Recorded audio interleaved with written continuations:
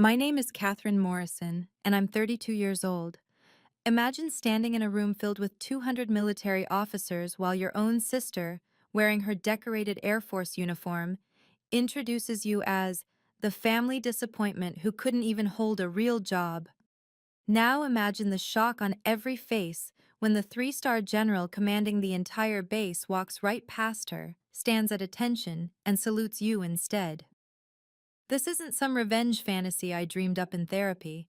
This happened at Fort Bradley Military Base just last month, and it taught both my sister and me the most important lesson about respect, boundaries, and the dangerous assumption that a quiet life means an unsuccessful one. Before I share how my sister's public humiliation became the wake-up call she desperately needed, please take a moment to like and subscribe, but only if you genuinely connect with this story.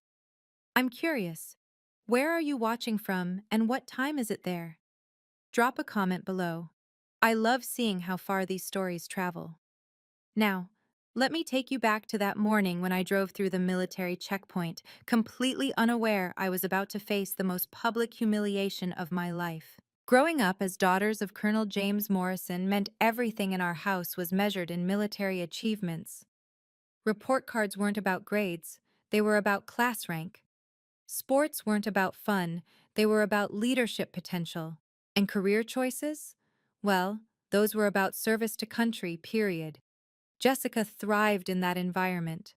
ROTC captain in high school, valedictorian at the Air Force Academy, youngest squadron leader in her unit's history.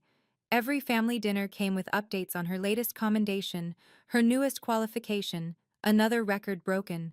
Our parents would beam while she described flight maneuvers and mission briefings, their eyes glazing over with pride. "Katie still playing with her computers?" Jessica would ask at every family gathering, that slight smirk suggesting my work was just an expensive hobby. The way she said computers, like it was a dirty word, something childish and unserious. Our parents would shift uncomfortably. Mom would quickly change the subject to Jessica's upcoming promotion board. Dad would ask about her squadron's readiness scores. And I'd sit there, cutting my food into smaller and smaller pieces, smiling and nodding while Jessica regaled everyone with stories of her latest training exercise at Nellis or her perfect scores on tactical evaluations. What they didn't know, what I never told them, was that while Jessica was earning her captain's bars, I was in a classified facility in Mountain View, developing predictive radar algorithms that could detect stealth aircraft 300 miles out. The irony wasn't lost on me. Her squadron would eventually depend on my technology to stay alive, though none of them knew it yet. 2 years ago, I founded Sentinel Defense Systems in a converted warehouse in San Jose. The name was deliberately boring, deliberately forgettable. While Jessica was getting her picture in the base newspaper for leading a successful readiness drill, I was signing NDAs with Pentagon officials and debugging code that would revolutionize aerial threat detection. "You know, Kate," she'd said at last Thanksgiving, carving turkey with military precision, "it's never too late to do something meaningful with your life. The Air Force has civilian positions too. Data entry, administrative support. I could put in a word." Our mother had gasped softly. Dad cleared his throat. But I just passed the gravy and asked about her squadron's new aircraft. I'd learned long ago that defending myself only gave Jessica more ammunition. Better to let her think what she wanted.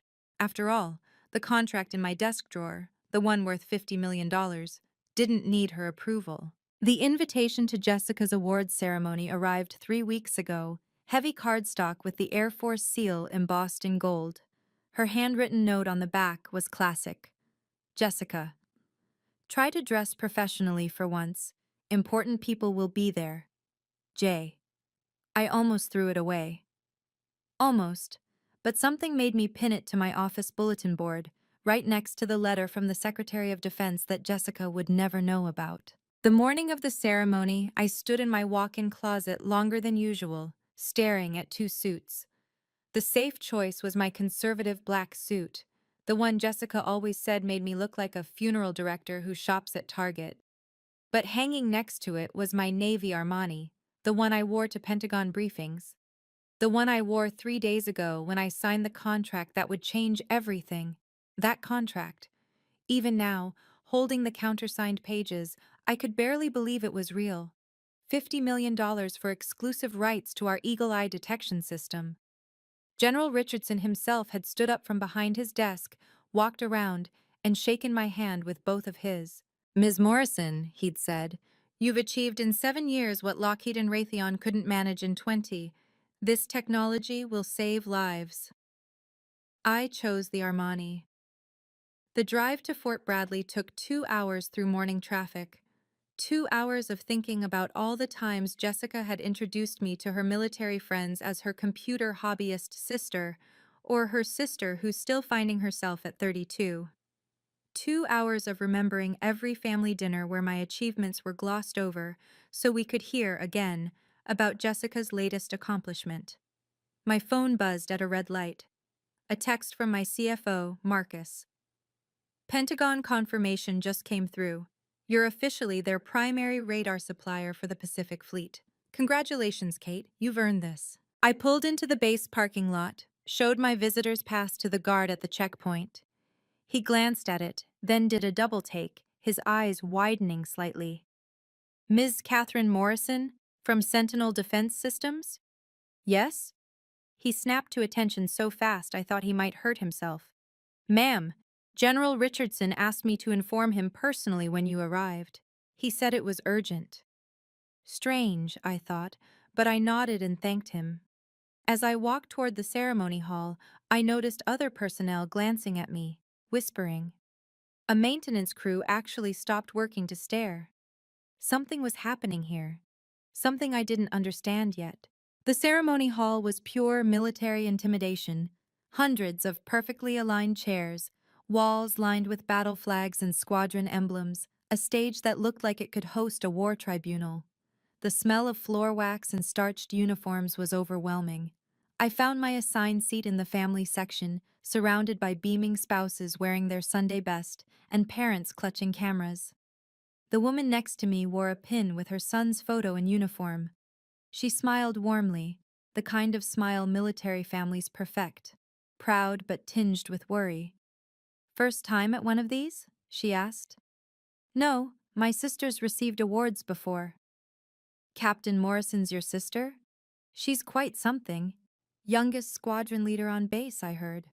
Before I could respond, a familiar voice cut through the pre-ceremony chatter. "Kate?" Major Thompson, Jessica's direct commanding officer, stood in the aisle looking like he'd seen a ghost.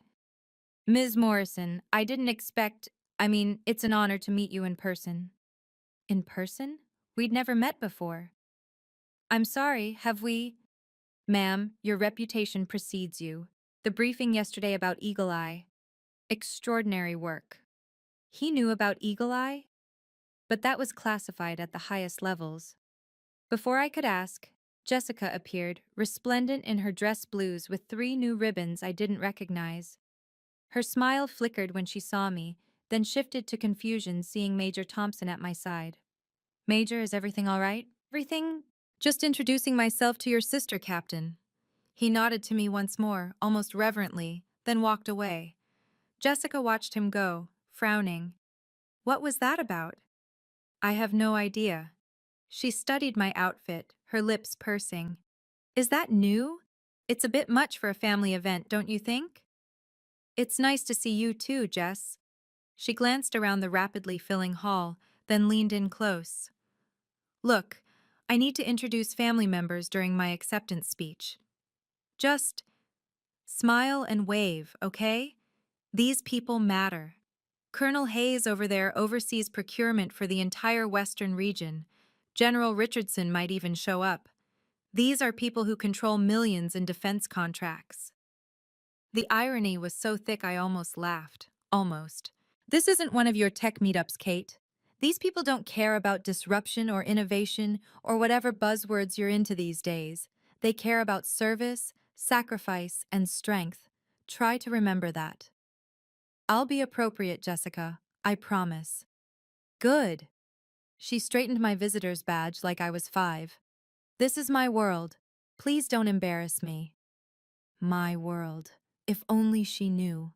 The ceremony began with the standard pomp, presentation of colors, national anthem, invocation. I noticed 3 lieutenant colonels in the row ahead kept turning to look at me, whispering urgently. One pulled out his phone, showed something to the others, then all 3 turned to stare. Your sister seems to have admirers, the woman next to me commented. Though they're looking at you, not the stage. She was right. Throughout the opening remarks, I caught more glances, more whispers. A full colonel from the tech division actually stood up, walked to a better vantage point, and studied me like I was a rare artifact. Then the energy in the room shifted completely. General Richardson entered from the back, his 3 stars catching the overhead lights. The entire room subtly straightened, even those already at attention seemed to stand taller. He was early. Jessica had said he might not even make it. His aide, a sharp-looking major with intelligence insignia, scanned the room methodically. When his eyes found me, he immediately leaned toward the general, whispering urgently. General Richardson's gaze followed, locking onto mine. He nodded slowly, his expression unreadable, then did something unexpected. He didn't take his reserved seat in the front row. Instead, he remained standing at the back, positioned where he could see both the stage and where I sat. And now, the MC announced, pulling my attention back, for our Excellence in Operations Award, Captain Jessica Morrison. Jessica strode to the podium with perfect military bearing, her shoulders back, chin high. The crowd applauded politely. She waited for silence, then began. Service before self. These 3 words define not just our creed, but our character. Today, receiving this honor, I'm reminded that excellence isn't achieved alone. Standard opening. Safe. Professional. I want to thank my parents, Colonel James Morrison and Mrs. Linda Morrison, for teaching me that duty isn't just a word, it's a way of life. Warm applause. Our parents, watching via live stream from Florida, were probably crying. My brother, Lieutenant David Morrison, currently deployed in Qatar, who shows me daily what courage really means. More applause. David would hate being mentioned, but he wasn't here to object. And Jessica paused, that familiar smirk appearing. My older sister Kate is here too, taking a break from her computer activities. A few chuckles. My face warmed. She's between jobs right now, trying to find her path. It's never easy being the civilian in a military family, especially when you haven't quite found your purpose yet at 32. But we love her anyway. The laughter was scattered, uncomfortable. Several senior officers weren't even pretending to smile anymore. General Richardson was walking toward the stage. Jessica, emboldened by the nervous laughter, leaned into the microphone. Kate here has been working on computers for about 10 years now. She used air quotes, her voice dripping with condescension. Still waiting for that big breakthrough, aren't we, sis? The woman next to me gasped softly. Major Thompson, standing near the wall, looked like he wanted to disappear into it.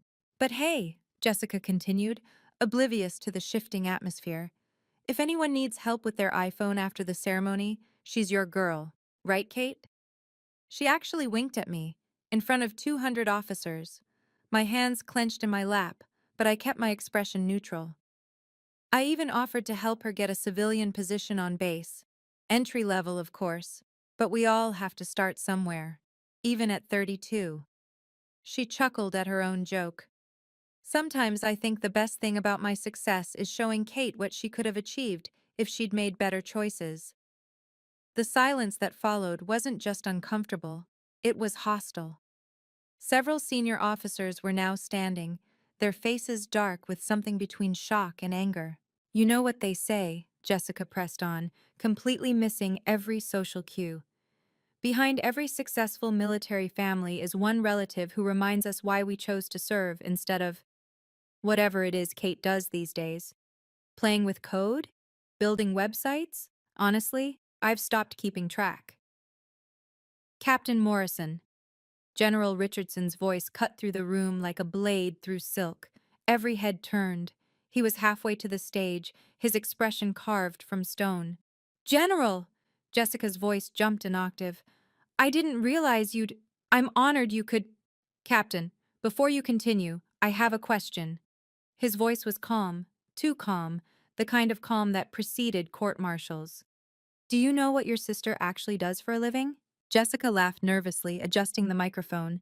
Sir, she works with computers, small projects, freelance stuff. She's been trying to start some kind of company, I think. Freelance stuff. He repeated each word like it tasted bitter. Captain, are you aware that the Eagle Eye detection system your squadron is scheduled to receive next month was designed by a civilian contractor? Jessica straightened, trying to recover her composure. Yes, sir. The briefing mentioned it was revolutionary technology. Revolutionary. Yes. A $50 million contract with the Pentagon, the largest civilian defense contract in a decade. He paused, letting the numbers sink in. Captain, do you know the name of the company that developed it? The color was already draining from Jessica's face. I believe it was classified, sir. Sentinel Defense Systems. General Richardson let the name hang in the air like an unexploded ordnance. CEO and founder, Catherine Morrison. The blood drained from Jessica's face so fast I thought she might faint. Her award trembled in her hand. That must be a different Catherine Morrison, sir. A different Catherine Morrison who graduated from MIT with dual masters in computer science and applied physics? A different Catherine Morrison whose father is Colonel James Morrison, retired, whose brother is Lieutenant David Morrison, currently stationed in Qatar? His voice never rose, but each word hit like a precision strike. Captain, how many Catherine Morrisons do you think have top-secret clearance with special access program authorization? The entire room had turned to stare at me. I stood slowly, my legs surprisingly steady despite the hundreds of eyes on me. Ms. Morrison, General Richardson addressed me directly. Would you please join us? I walked to the front, the click of my heels the only sound in the deadly quiet hall. As I passed Jessica, still frozen at the podium, I saw the exact moment she understood what she'd done.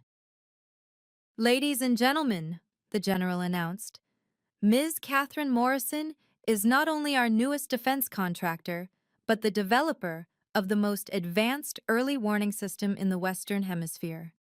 Her technology detected a missile threat in Syria last month, 17 minutes before conventional radar. 300 personnel evacuated safely because of her innovation. Gasps rippled through the crowd. Someone started clapping, then stopped, unsure of protocol. Ms. Morrison's company has just been awarded exclusive supplier status for all early warning systems in the Pacific Fleet. This contract, he paused for emphasis, makes her company one of the most critical civilian partners in our national defense infrastructure. He turned to face me directly. What happened next sent shockwaves through the room that I could physically feel. General Richardson, 3-star general, commander of Fort Bradley, and its 12,000 personnel, snapped to perfect attention and rendered a salute. To me, a civilian, in front of his entire officer corps. Ms. Morrison, on behalf of the United States Air Force, thank you for your service to our nation's defense.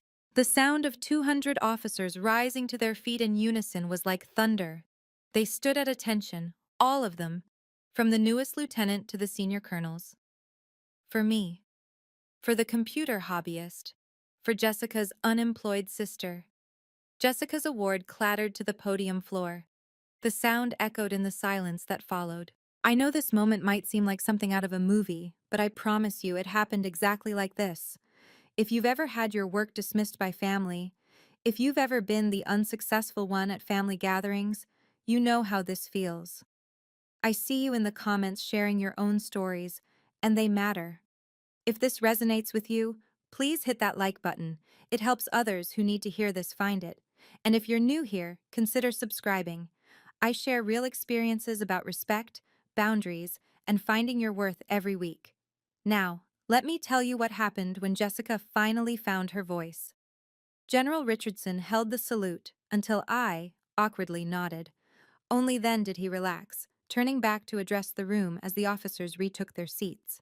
Captain Morrison, his voice could have frozen jet fuel, your sister holds security clearances that exceed yours by 3 levels. She has been in meetings with the Joint Chiefs of Staff. Her patents are classified at such a level that even mentioning their existence requires special authorization. Jessica stood at the podium like a broken doll, her mouth opening and closing without sound. Furthermore, he continued, as our exclusive supplier, Ms. Morrison has contractual authority over who can access her technology. Every squadron commander, every base that wants to implement Eagle Eye needs her personal approval. Major Thompson stepped forward from the wall. Sir, does this mean— It means, Major, that Captain Morrison's squadron's upcoming upgrade depends entirely on her sister's signature. He turned back to Jessica. The sister she just called unemployed. The sister she offered an entry-level data position. The sister whose computer activities will save more lives than most of us will in our entire careers. The general reached into his jacket, pulling out an official envelope. Ms. Morrison, I was planning to do this privately, but given the circumstances, he handed it to me with both hands formally.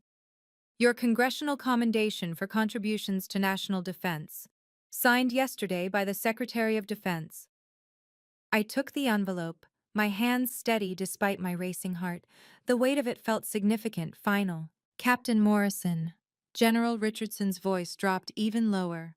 You should know that your sister's company has been designated a critical defense asset. Any interference with her operations, any attempt to undermine her work or reputation, would be considered a threat to national security. I trust I'm making myself clear? Jessica's "yes, sir" was barely a whisper. There's one more thing, General Richardson announced, his voice carrying to every corner of the silent hall. The Pentagon has requested Ms. Morrison serve as technical advisor for all West Coast implementations. Captain Morrison, that means your sister will be evaluating your squadron's readiness to handle her technology. The implications hit Jessica like a physical blow. She gripped the podium for support. Colonel Hayes from procurement stood up. General, if I may, we've been trying to arrange a meeting with Ms. Morrison for 3 months. Her office said she'd be attending a family event today. He looked at Jessica with barely concealed disgust. We didn't realize it was this one. My office didn't mention the nature of the event, I said, speaking publicly for the first time. My voice was steady, professional. I simply blocked out the time for family. Family, General Richardson repeated, looking at Jessica. Captain, do you have anything you'd like to say to your family? Jessica turned to me, her face pale, eyes desperate. Kate, I had no idea. Captain Morrison, the general cut her off. You'll have time for personal conversations later. For now, perhaps you should finish your acceptance speech. Though I'd suggest reconsidering your prepared remarks about military superiority over civilian contributors. Someone in the back actually coughed to cover a laugh. Jessica stood at the podium, award forgotten on the floor, facing 200 officers who now knew she'd just publicly humiliated the Pentagon's newest golden child, her squadron's future, her sister. She started, stopped, tried again. I want to thank everyone for this honor. I'm grateful for the opportunity to serve. Her voice was hollow. The applause, when it came, was perfunctory. A few polite claps that died quickly. She bent to pick up her award, hands shaking, then walked off stage. Jessica descended from the stage, her legs visibly unsteady. The crowd parted as she approached me, their expressions ranging from shock to secondhand embarrassment. She stopped 3 feet away, forcing a laugh that fooled no one. Kate, this is incredible. Why didn't you tell me? We could have— I would have— Would have what, Jessica? My voice was quiet but carried in the silent hall. Treated me with basic respect? Oh, come on! Her voice pitched higher, defensive, desperate. It was just sibling teasing. Everyone knows I didn't mean anything by it. Several officers actually stepped back, not wanting to be associated with her defense. Captain Morrison? Major Thompson's intervention was sharp. Perhaps this conversation should be private. No, Jessica snapped, then caught herself, her military bearing cracking. I mean, this is clearly a misunderstanding. Kate knows I've always supported her. Tell them, Kate. Tell them how I offered to help you get a job here. Every eye in the room turned to me. The weight of their attention was overwhelming, but I kept my voice level. You offered me an entry-level data entry position, despite knowing I have 2 master's degrees from MIT. I didn't know about this company. Her voice cracked, raw with panic. How was I supposed to know you were some big defense contractor? You never said anything. You let me think. I let you think what you wanted to think, Jessica. Every time I tried to tell you about my work, you called it playing with computers. Because that's what you said you did. No, I said I worked in technology. You decided that meant I was unemployed. She spun to face the room, her eyes wild, searching for support that wasn't coming. This is just a misunderstanding between sisters. Kate's always been secretive about her work. Security clearance, apparently. How was I supposed to know? Captain. General Richardson's single word was Arctic. You're making this worse. But Jessica couldn't stop. The hole was dug. She kept digging. I was trying to help her. You thought she needed your pity, Colonel Hayes interrupted. We all heard you, Captain. Entry-level position for your 32-year-old sister with dual MIT degrees. Do you have any idea how that sounds now? The silence that followed was excruciating. Jessica stood there, isolated in a sea of uniforms, her career imploding in real time. This moment, watching someone realize they've been wrong about everything, it's hard to watch, even harder to live through. But sometimes people need to face the consequences of their assumptions. If you've ever been underestimated by family, told you weren't good enough, made to feel small for choosing a different path, drop a comment. Your stories matter, and this community sees you. Share this with someone who needs to hear that success doesn't always wear a uniform or announce itself loudly. And remember to subscribe if you want more stories about standing tall when others try to make you small. Now here's where things got really serious. Colonel Hayes stepped forward, his procurement insignia catching the light. Captain Morrison, are you aware that your squadron's effectiveness rating depends on successfully implementing the Eagle Eye system? Jessica nodded mutely, her face gray. And you understand that Ms. Morrison's company provides mandatory training and certification for that system? Another nod, smaller this time. Then you comprehend that you've just publicly insulted and humiliated the person who will determine whether your squadron is certified as combat ready. The full implications crashed over Jessica like a wave. Without Eagle Eye certification, her squadron would be grounded from major operations. No operations meant no achievements. No achievements meant no promotions. Her career trajectory, so carefully planned, was crumbling. Kate, she whispered, turning to me with desperate eyes. You wouldn't sabotage my career over this? Every eye in the room turned to me. This was it, my moment for revenge. I could destroy her career with a single word, deny her squadron access to my technology, make her pay for years of condescension, dismissal, humiliation. General Richardson spoke carefully, each word measured. Ms. Morrison, no one would blame you for reconsidering our contract with Captain Morrison's squadron. We have 3 other units that would benefit from immediate Eagle Eye implementation. Jessica's hands trembled visibly. The sister who'd spent years making me feel small was now tiny herself, waiting for my judgment. Several officers shifted uncomfortably, witnessing what might be a career execution. Additionally, the general continued, your company's contracts include moral turpitude clauses. Disrespect from military personnel toward critical contractors is grounds for immediate reassignment. Sir, Major Thompson interjected quietly, Captain Morrison's next promotion board includes 3 officers present in this room. The subtext was clear. Everyone who mattered had just witnessed Jessica humiliate me. Her promotion was already dead, regardless of what I decided. General, I said, my voice cutting through the tension, I need time to consider this. May I review the squadron readiness reports first? Of course. Major Thompson, provide Ms. Morrison with all necessary documentation. He checked his watch with military precision. We'll reconvene in my office in 1 hour. Captain Morrison, you'll attend as well. As the crowd began to disperse, Jessica grabbed my arm, her grip desperate. Kate, please. I know I messed up, but this is my life, my career, everything I've worked for. Everything you've worked for? I removed her hand gently but firmly. Jessica, while you were mocking me for playing with computers, I was building technology that will save lives, your colleagues' lives, maybe even yours.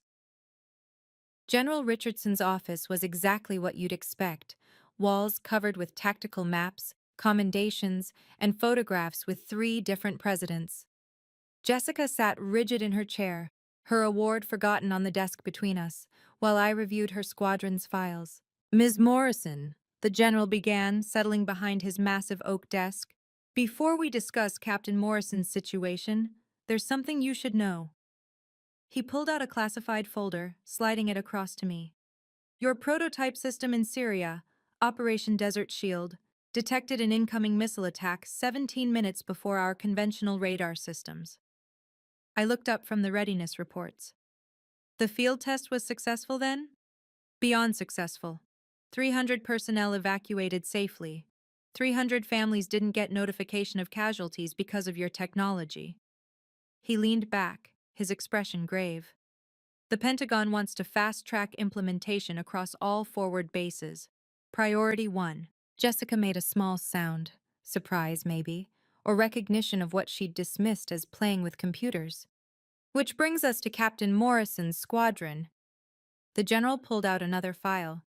They're scheduled to be the first full implementation on the West Coast, the flagship program, high visibility. I see. I turned to Jessica, studying her for a long moment. Your squadron's technical readiness scores are impressive, 97th percentile. Hope flickered in her eyes like a drowning person seeing a life preserver. But, I continued, letting the word hang, there's a problem. My technology requires absolute trust between civilian contractors and military personnel. Your squadron needs to understand that the computer hobbyist they're working with might be the person who saves their lives. Major Thompson cleared his throat. Ma'am, if I may, the entire squadron witnessed today's incident. They're aware of the disrespect shown. Then they're also aware that I could pull the contract. I kept my voice neutral, professional. Jessica, do you know what Eagle Eye actually does? She shook her head, silent. It predicts enemy aircraft movement using quantum algorithms. It can detect stealth technology that's invisible to every other system on Earth. The Pentagon calls it the most significant advancement in defensive technology since GPS. I paused. And you called me unemployed, in front of your entire command structure. I'm sorry, she whispered, the words barely audible. I don't want apologies, Jessica. I want you to understand something. I leaned forward slightly. The question isn't whether I'll maintain the contract. The question is whether you can work with a civilian contractor you've publicly humiliated. Whether your pride can handle reporting to your unsuccessful sister. I stood, walking to the window that overlooked Fort Bradley's main training grounds. Hundreds of personnel went about their duties below, each one trusting that someone, somewhere, was working to keep them safe. General Richardson, I said, still facing the window, I'll maintain the contract with Captain Morrison's squadron. Jessica's breath escaped in an audible rush, her shoulders sagging with relief. However, I turned to face them. I have conditions. Name them, the general said, leaning forward with interest. First, Captain Morrison will personally attend every training session for the Eagle Eye system. Not her subordinates, not her technical team, her. 8 hours a day, 5 days a week, for 6 weeks. That's over 200 hours, Jessica said weakly. Yes, the same amount of time it took me to debug the primary detection algorithm. The algorithm you thought was a hobby. I kept my voice level, professional. You need to understand exactly what this technology does and why civilian expertise matters. Agreed, Jessica said quickly, recognizing she had no leverage. Second, you'll write a formal letter to all squadron members explaining the importance of civilian-military partnerships. No mention of our relationship, just a professional acknowledgement that you were wrong to dismiss civilian contributors. General Richardson nodded approvingly. More than fair. Third, I continued, maintaining eye contact with Jessica, you'll volunteer to liaison with civilian contractors for the next year. Every contractor who comes to this base will work directly with you. You'll learn how the other side operates. You'll understand that innovation doesn't always wear a uniform. Yes, I'll do it. Fourth, the next time you introduce me to anyone, military or civilian, you'll introduce me as Catherine Morrison, CEO of Sentinel Defense Systems. Not your sister who works with computers. Not your unemployed sibling. My name and my title. Are we clear? Crystal clear. Jessica's voice was stronger now, a hint of her military bearing returning. Good. I turned to General Richardson. Because here's what I've learned, General. My sister isn't a bad officer. She's an excellent officer with a blind spot. She believes the uniform makes her superior to civilians. That attitude will get people killed when she can't effectively coordinate with civilian support. You're absolutely right, he agreed. This is a teaching moment, not just for Captain Morrison, but for everyone who witnessed today's events.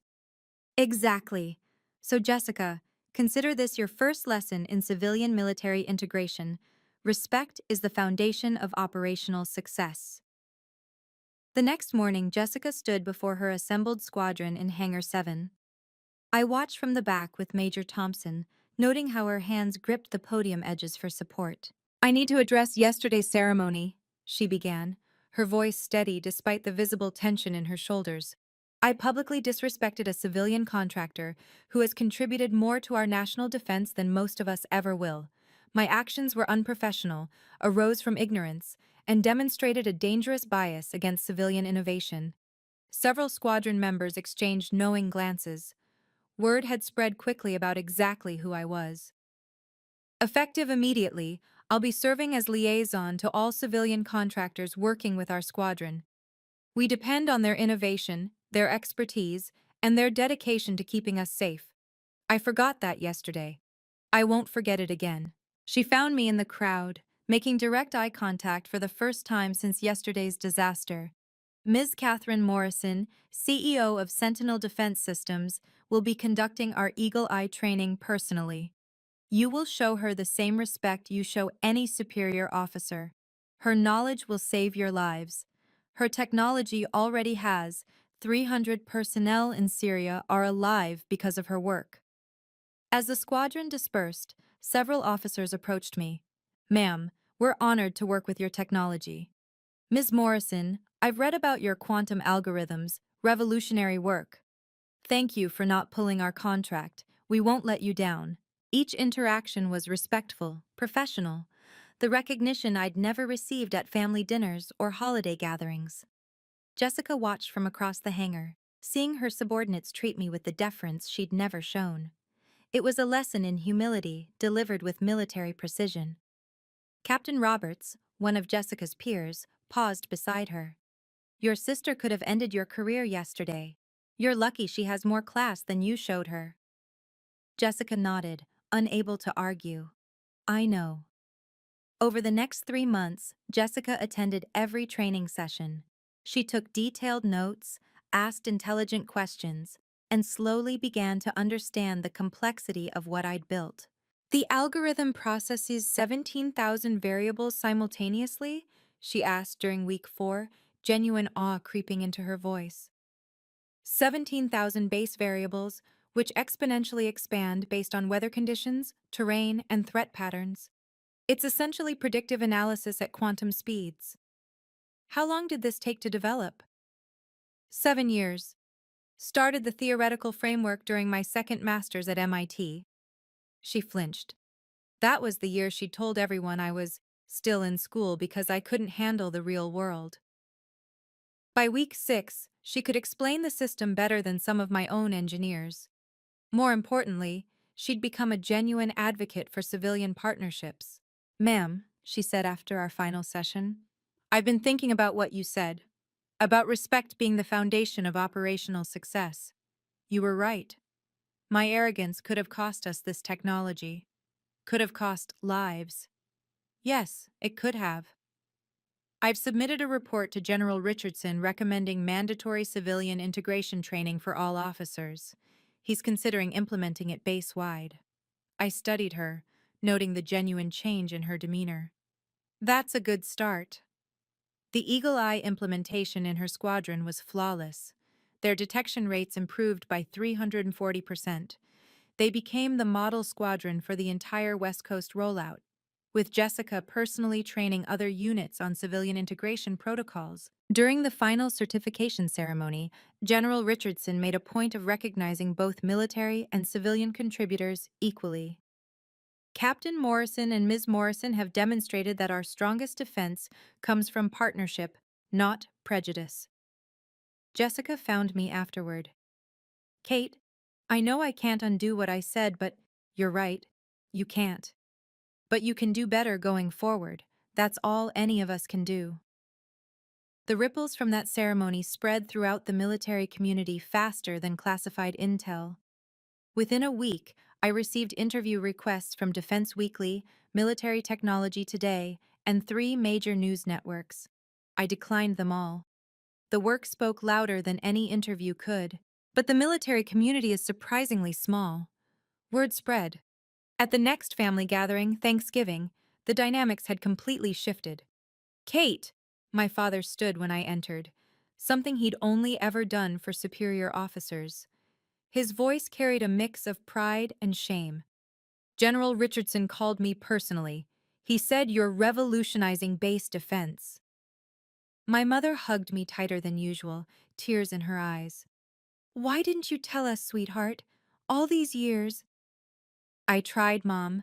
Remember last Christmas when I mentioned the Pentagon contract? You changed the subject to Jessica's commendation. They had the grace to look ashamed. The memory was clear now, how quickly they'd pivoted to Jessica's achievements, how my mention of some government work had been brushed aside like lint on a uniform. David, home on leave, shook my hand with military formality. Sis, my unit's getting Eagle Eye next month. My CO says it's the best thing to happen to force protection in decades. He also said you personally approved our squadron's access. Your readiness scores were excellent. He also said Jessica almost screwed it up for everyone. David's expression was carefully neutral. That true? Before I could answer, Jessica arrived. Out of uniform, in civilian clothes, she looked smaller somehow, diminished. She entered the room quietly, a stark contrast to her usual grand entrances. Kate's company just got another contract, she announced to the family, her voice steady but subdued. 70 million, Navy this time. How did you know that? I asked, genuinely surprised. The announcement isn't public yet. Admiral Chen mentioned it at yesterday's integration meeting. I'm on the Civilian Partnership Committee now. They wanted someone who understood both sides. She paused, meeting my eyes. Someone who'd learned the hard way that brilliance doesn't always wear a uniform. My father raised his glass, his colonel's bearing still evident despite retirement. To Kate, for protecting those who protect us. It was the toast he'd never given me before, the recognition I'd waited 32 years to hear. 6 months later, I stood in the Pentagon briefing room, presenting Eagle Eye's expansion to the Joint Chiefs. The room that had once felt impossibly formal now felt familiar. Jessica was there, part of the implementation committee, taking notes with the same intensity she once reserved for flight maneuvers. Ms. Morrison's technology has prevented 17 potential breaches across 7 bases, the Secretary of Defense announced. We're recommending full deployment across all branches. Budget approved, 500 million over 5 years. The number hung in the air like a victory flag. Several officials applauded. I remained composed, professional, the same demeanor I'd maintained while being called unemployed. After the briefing, Jessica approached me in the Pentagon cafeteria, the same place where years ago I'd sat alone while she attended military galas I wasn't invited to. Kate, can we talk? We found a quiet corner overlooking the memorial garden. Arlington stretched beyond, Endless rows of service and sacrifice. I got offered a position, she said. Pentagon, Civilian Military Integration Director, full-time. Congratulations, you've earned it. The thing is, she hesitated then pressed on. I'd be working with your company regularly, your direct liaison for all East Coast implementations. I wanted to make sure you're comfortable with that. I studied her. 6 months had changed her fundamentally. The arrogance was gone, replaced by genuine competence and hard-won humility. She'd become known throughout the military as the officer who bridged the divide, who understood that innovation could come from anywhere. Jessica, I need to know something. Are you taking this job because you believe in civilian-military partnership or because working with my company looks good on your resume? Both, she said without hesitation, meeting my eyes directly.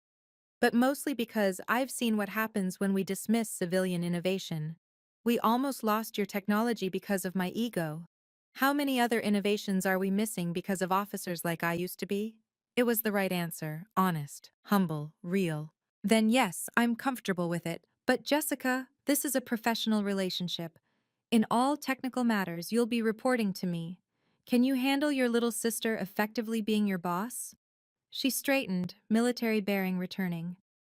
You're the CEO of a defense company saving lives daily. The question isn't whether I can handle reporting to you. It's whether you can trust me to do it right. Can I? Yes, because I finally understand that respect isn't about rank. It's about recognition. Today, 2 years after that ceremony at Fort Bradley, Jessica and I have the relationship we should have had all along. Professional, respectful, honest. She introduces me correctly now. This is Catherine Morrison, CEO of Sentinel Defense Systems. No qualifiers, no diminishments, no air quotes around my work. Just facts. And when people ask how she knows me, she says, we work together on defense integration. She's also my sister. In that order, professional first, personal second. Last week, at a Pentagon reception, I watched her explain Eagle Eye to a group of new officers. This technology will fundamentally change how we protect our forces. It was developed by a civilian company. One person with a vision and 7 years of dedication. Never assume innovation only comes from within our ranks. One young lieutenant asked, Ma'am, how do we identify civilian partners worth working with?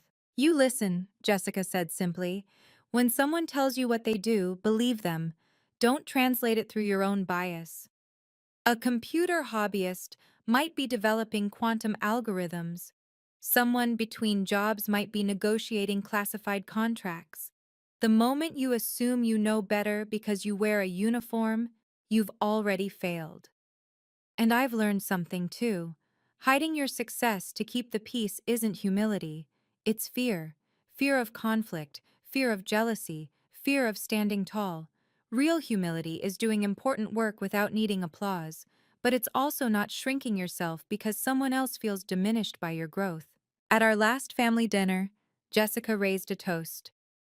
To Kate, who taught me that the most powerful people in the room are often the quietest. And that respect isn't about rank, it's about recognition. My parents have stopped comparing us. There's no point anymore. We're successful in completely different ways, and that's exactly how it should be. Dad tells his golf buddies about both daughters now, the decorated Air Force officer and the defense technology CEO. Equal pride, equal time. The Eagle Eye system now protects 47 bases worldwide. Pentagon estimates indicate it saved over 3,000 lives through early detection. Every time I visit a base for implementation or training, officers salute me, a civilian. Not because protocol demands it, but because respect transcends uniform. Jessica has become one of the military's strongest advocates for civilian partnership.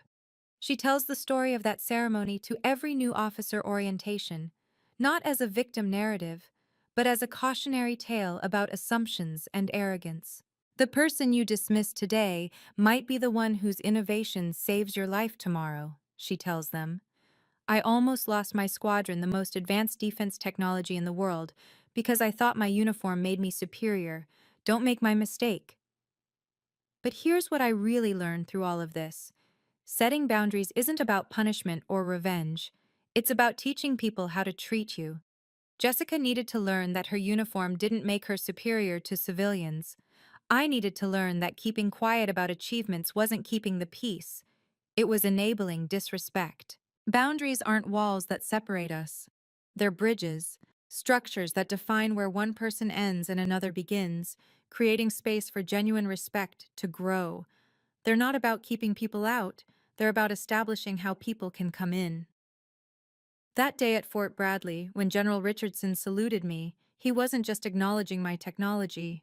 He was demonstrating that contribution matters more than category, that innovation matters more than insignia, that respect is earned through impact, not uniform. And sometimes, the most powerful thing you can do is simply stand tall and let your work speak for itself. If you've made it this far, you understand that respect isn't demanded, it's commanded through quiet competence and firm boundaries. Have you ever had to set professional boundaries with family? How did you teach them to see your worth?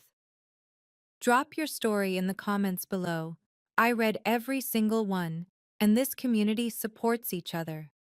If this resonated with you, please share it with someone who needs to hear that their quiet success is just as valid as anyone else's loud achievements.